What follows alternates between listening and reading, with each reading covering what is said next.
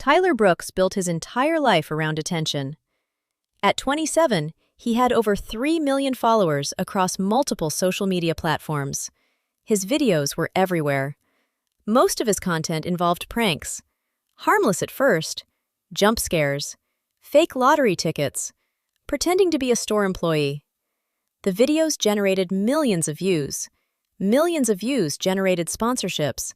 Sponsorships generated money. A lot of money. Tyler loved the attention, the fame, the lifestyle. But eventually, harmless pranks stopped attracting viewers. The internet always wanted something bigger, something crazier, something more shocking. And Tyler felt pressure to deliver, every day.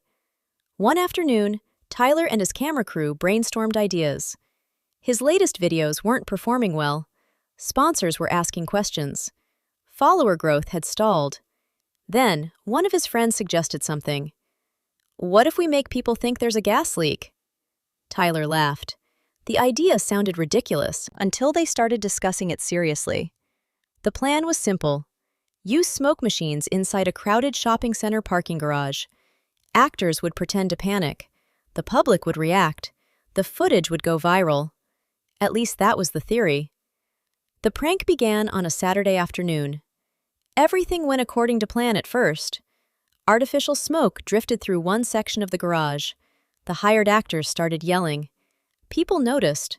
Confusion spread. Then panic. Someone shouted, "Run!"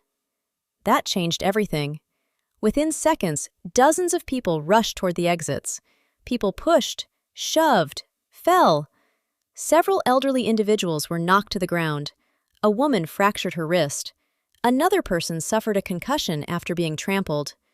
2 children became separated from their parents during the chaos. Police and emergency services responded immediately. The prank ended within minutes.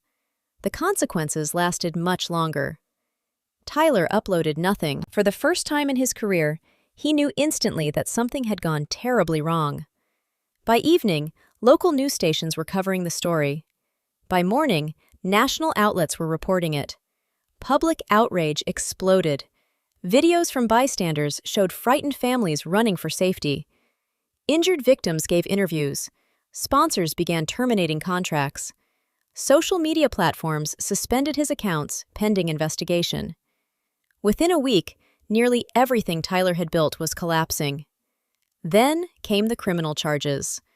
The district attorney argued that Tyler knowingly created a dangerous public panic for personal profit. The evidence was overwhelming. Text messages, planning documents, video recordings, witness testimony. Even some members of Tyler's own production team cooperated with investigators. There was no hiding from it, no clever explanation, no public relations strategy, no viral apology video, just consequences. 6 months later, Tyler stood before a judge. The courtroom was packed. Several victims were present.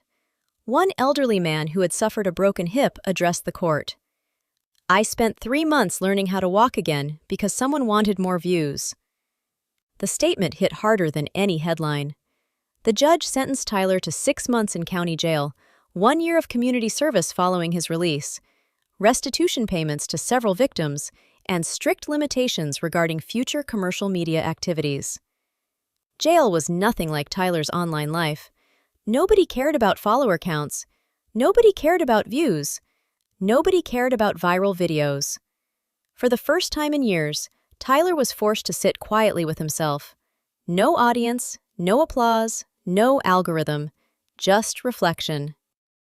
After his release, Tyler spent weekends cleaning parks, helping at food banks, and assisting community improvement projects as part of his sentence. Most people recognized him. Some mocked him. Others ignored him. A few asked for selfies. He declined every time. The attention no longer felt worth it. A year later, Tyler visited a local high school as part of a public safety program. A student asked him the question everyone always wanted answered. Was it worth it? The room became quiet.